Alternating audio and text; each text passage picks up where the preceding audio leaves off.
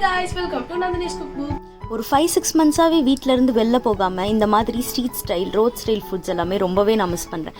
என்ன மாதிரி street style foods எல்லாத்தையும் மிஸ் பண்ணுற உங்களுக்காக தான் இன்றைக்கி நம்ம ஸ்ட்ரீட் ஸ்டைல் மசாலா பூரி எப்படி செய்யலான்றதை பார்க்க போகிறோம். வாங்க வீடியோக்குள்ளே போயிடலாம். நான் இன்றைக்கி ஒரு 200 கிராம் அளவுக்கு பச்சை பட்டாணியும் ஒரு 2 மீடியம் சைஸ் அளவுக்கு உருளைக்கிழங்கும் எடுத்திருக்கேன். இந்த பட்டாணி பார்த்திங்கன்னா பேக்கெட்டில் விற்கிற பட்டாணி, ஸோ இதில் நிறைய சாயம் இருக்கும். இந்த மாதிரி பட்டாணி வாங்குறவங்க ஒரு 20 நிமிஷம் ஹாட் வாட்டரில் நல்லா ஊற வச்சு எடுத்துக்கோங்க. ஸோ சாயம் ஃபுல்லாக போயிடும். ஸோ இந்த பட்டாணியை நம்ம இப்போது ப்ரெஷர் குக்கரில் போட்டு ஒரு 4 அந்த உருளைக்கிழங்கையும் கட் பண்ணி போட்டேன். 1 டேபிள் ஸ்பூன் அளவுக்கு மஞ்சள் பொடியும் உப்பும் போட்டு இதை நம்ம வந்து ப்ரெஷர் குக் பண்ண போகிறோம். ஒரு 5லேருந்து 6 விசில் வரைக்கும் விடணும். ஸோ நல்லா மேஷ் ஆகணும். இதில் நீங்கள் வந்து கேரட் பீட்ரூட் கூட ஆட் பண்ணிக்கலாம். டேஸ்ட்டு நல்லாயிருக்கும் அண்ட் கலரும் கிடைக்கும். ஸோ இந்த கேப்பில் பட்டாணியில் என்னென்னலாம் பெனிஃபிட்ஸ் இருக்குது அப்படின்றத பார்த்துடலாம். ஸோ பட்டாணியில் பார்த்திங்கன்னா நம்மளோட எலும்பு சக்திக்கு ரொம்பவே முக்கியமான விட்டமின் கே வந்து நிறையவே இருக்குது. ஸோ இந்த ரெகுலராக மீல் எடுத்துக்கிறதுனால நம்மளுக்கு விட்டமின் கே நிறைய கிடச்சி அண்ட் வந்து எலும்பு சம்மந்தப்பட்ட பிரச்சனைகள் வர்றதை தவிர்க்க முடியும். அண்ட் இன்னொன்று பார்த்திங்கன்னா, சின்ன வயசில் இருக்கும்போது நம்மளோட ஸ்கின் எல்லாம் நல்லா தாங்க இருக்கும். ஆனால் வயசாக தோல் சுருங்க ஆரம்பிச்சிடும். ஸோ அதுக்கு காரணம்னு பார்த்திங்கன்னா மெக்னீஷியம் குறைபாடு தான். ஸோ அந்த மெக்னீஷியம் நம்மளோட பட்டாணியில் நிறையவே இருக்குது. ரெகுலராக மீல் எடுத்துகிட்டு வரும்போது மெக்னீஷியம் கண்டென்ட் அதிகமாகி தோல் சுருக்கங்கள் குறைய வாய்ப்புகள் இருக்குது. ஸோ இப்போ பார்த்தீங்கன்னா ப்ரெஷர் குக்கரில் வச்சாச்சு. சைமல்டேனியஸாக சைடில் ஒரு பேனில் ஒரு 2 டேபிள் ஸ்பூன் அளவுக்கு ஆயில் ஆட் பண்ணியிருக்கேன். ஸோ இந்த ஆயில் நல்லா ஹீட் ஆனதுக்கப்புறமா ஒரு சின்ன பட்டை, கொஞ்சம் கல்பாசியும் 2 லவங்கமும் எடுத்து இந்த ஆயிலில் போட்டு நல்லா பொரியட்டும்.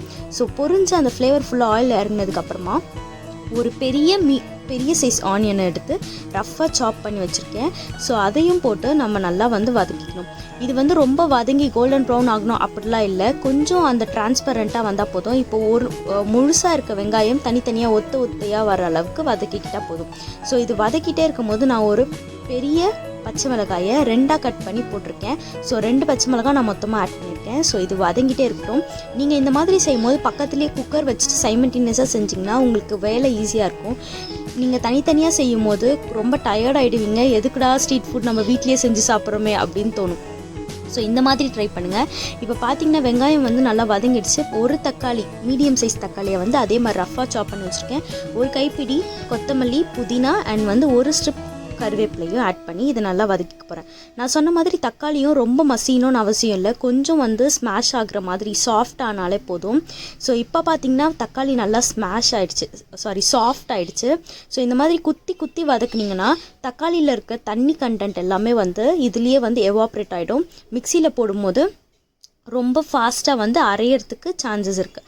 ஸோ இது நல்லா வதங்கிட்டதுக்கப்புறமா எடுத்து மிக்ஸி ஜாரில் போட்டு இதை நல்லா ஆற வச்சுட்டு அதுக்கப்புறமா மிக்சியில் தண்ணி ஊட்டாமல் இந்த மாதிரி பேஸ்ட்டாக அரைச்சி எடுத்துக்கிட்டேன். ஸோ அதே பேனில் இந்த மசாலாவையும் இதில் நான் ஆட் பண்ணிவிட்டு கொஞ்சமாக தண்ணி விட்டு அந்த மிக்சியையும் வாஷ் பண்ணி அந்த தண்ணியும் இதிலேயே ஆட் பண்ணிக்க போகிறேன். ஸோ இந்த மசாலா வந்து லைட்டாக கொதிக்கட்டும். ஸோ ஒரு 2 மினிட்ஸ்க்கு அப்புறமா ஒரு டேபிள் ஸ்பூன் அளவுக்கு கரம் மசாலா பொடியும், ஒரு 2 டேபிள் ஸ்பூன் அளவுக்கு குழம்பு மிளகாய் பொடி அண்ட் 1 டேபிள் ஸ்பூன் அளவுக்கு சால்ட், உங்களோட டேஸ்ட்டுக்கு தக்கன மசாலா பொருட்களை மாற்றி போட்டுக்கலாம். இதில் நீங்கள் வந்து கறி மசாலா கூட போட்டுக்கலாம், இல்லை சாட் மசாலா கூட போட்டுக்கலாம். டேஸ்ட்டு நல்லாயிருக்கும். ஸோ எனக்கு வந்து கொஞ்சம் கலர் வந்து தெரியணும் வீடியோக்காக அண்ட் வந்து காரம் இன்னும் கொஞ்சம் கம்மியாக இருந்துச்சு. அதனால் நான் வந்து கொஞ்சமாக பியூர் சில்லி பவுடர் வந்து ஆட் பண்ணிக்கிட்டேன். ஸோ உங்களோட காரத்துக்கு தக்கன நீங்கள் வந்து கூட்டவோ குறைக்கவோ செஞ்சுக்கோங்க. ஸோ இது நல்லா கொதிச்சதுக்கு அப்புறமா நான் வந்து நம்ம எடுத்து வச்சுக்கோம் இல்லையா பச்சை பட்டாணி, நல்லா வேக வச்சு ஸ்மாஷ் பண்ணிவிட்டேன். அதையும் இதில் ஆட் பண்ணிக்கிறேன். அதில் பாருங்கள், நான் இவ்வளோ நேரம் சுடு தண்ணி இதெல்லாம் ஊற வச்சேன். அப்போ கூட அதில் வந்து லைட்டாக அந்த கலர் வந்து இருந்துச்சு. ஸோ அந்த மாதிரி வந்து நீங்கள் மேக்ஸிமம் அந்த பேக்கெட்டில் வாங்குறதை அவாய்ட் பண்ணிக்கோங்க. வாங்கினீங்கன்னா நல்லா ஒரு 1 மணி நேரம் அளவுக்கு ஹாட் வாட்டரில் ஊற வச்சுருங்க. ஸோ இந்த கிரேவி பார்த்திங்கன்னா சீக்கிரமாக திக்காகும். அதனால் நான் வந்து கொஞ்சம் நிறையவே தண்ணி வந்து ஆட் பண்ணிக்கிறேன். நான் வந்து உடனே சர்வ் பண்ண போகிறேன். அதனால் 1 கப் ஆட் பண்ணிக்கிட்டேன். நீங்கள் வந்து கொஞ்சம் நேரம் வச்சு தான் சர்வ் பண்ண போகிறீங்க, ஈவினிங்க்கு மதியானமே பண்ணுறீங்கன்னா கொஞ்சம் நிறையாவே 1.5 கப் வந்து ஆட் பண்ணிக்கிட்டிங்கன்னா தண்ணி வந்து கரெக்டாக இருக்கும். ஸோ இதை நான் நல்லா கொதிக்க விட்டாச்சு. இப்போது மசாலா வாசனை எல்லாமே போயிடுச்சு. நான் இப்போ வந்து உப்பு காரம் டேஸ்ட் எப்படி இருக்கணும் செக் பண்ணிக்கிட்டேன். அண்ட் வந்து டேஸ்ட் வந்து சூப்பராக வந்துச்சு. நான் இதை இப்போ வந்து ஃப்ளேம் வந்து ஆஃப் பண்ணிட போகிறேன். ஸோ நான் சொன்ன மாதிரி இது வந்து கிரேவி வந்து சீக்கிரமாக திக்காயிடும். அது மட்டும் செக் பண்ணிகிட்டே இருங்க. நான் இதை ஆஃப் பண்ணிவிட்டு சர்வ் பண்ண போகிறேன். இந்த பானிபூரி ரெசிபி நீங்கள் ஏற்கனவே பார்க்கலன்னா நம்ம கார்ட்ஸில் கொடுக்குறேன், செக் பண்ணி பாருங்கள். ஸோ இந்த பானிபூரியை நான் வந்து லைட்டாக வந்து தூள் பண்ணி போட்டுக்க போகிறேன். ஸோ இதுக்கு மேலே வந்து நம்ம எடுத்து வச்சுருக்கோம் இல்லையா பட்டாணி, அதையும் வந்து ஆட் பண்ணிக்க போகிறேன். எந்த அளவுக்கு வேணுமோ அந்த அளவுக்கு ஆட் பண்ணிக்கோங்க.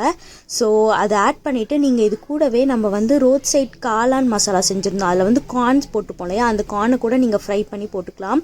அப்படி இல்லைன்னா பொரி கூட கடையிலேருந்து வாங்கி ஃப்ரை பண்ணி போட்டுக்கலாம். பட் நான் இன்றைக்கி வெறும்னு ஆனியனும் அதுக்கப்புறமா கொரியாண்டர் லீவ்ஸும் மட்டும்தான் வச்சு கார்னிஷ் பண்ணேன்.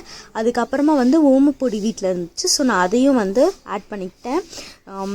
உங்கள் வீட்டில் ஏதாச்சும் கெட் டுகெதர் ஃப்ரெண்ட்ஸ் எல்லாம் வந்திருந்தாங்க, இல்லை வேறு ஏதாச்சும் ஃபேமிலி ஃபங்க்ஷன்ஸ் அந்த மாதிரி இருந்துச்சுன்னா ஈவினிங் டைமில் இந்த மாதிரி ட்ரை பண்ணி பாருங்கள். ஃபேமிலியில் ரொம்பவே என்ஜாய் பண்ணுவாங்க, குழந்தைங்களுக்கும் ரொம்பவே எக்ஸைட்டடாக இருக்கும். ஸோ இந்த ரெசிபி உங்கள் வீட்டில் ட்ரை பண்ணி பார்த்துட்டு எப்படி இருக்குன்னு எனக்கு மறக்காமல் கமெண்ட் செக்ஷனில் சொல்லுங்கள். வேறு ஏதாச்சும் ரெசிபி வேணும்னாலும் எனக்கு மறக்காமல் பிங்க் பண்ணுங்கள். இவ்வளோ நேரம் வீடியோவை ஸ்கிப் பண்ணாமல் பார்த்துக்கு ரொம்ப தேங்க்ஸ். நான் இன்றைக்கி ஷேர் பண்ண இந்த ரெசிபியும் நம்ம வீடியோவில் ஷேர் பண்ண இன்றைக்கான இன்ஃபர்மேஷன்ஸும் உங்களுக்கு யூஸ்ஃபுல்லாக இருக்கும்னு நினச்சிங்கன்னா மறக்காமல் இந்த வீடியோவை லைக் பண்ணிவிடுங்க. உங்கள் ஃப்ரெண்ட்ஸ்க்கும் இந்த மாதிரி இன்ஃபர்மேஷன்ஸ் அண்ட் யூஸ்ஃபுல்லான ரெசிபிஸ்லாம் போய் சேரணும்னு நினச்சிங்கன்னா நம்ம சேனலை அவங்களுக்கு ஷேர் பண்ணி விட்டுருங்க. நான் இன்னொரு இன்ட்ரெஸ்டிங்கான ரெசிபி அண்ட் இன்ஃபர்மேஷனோட உங்களை வந்து பார்க்குறேன். அது வரைக்கும் பாய்.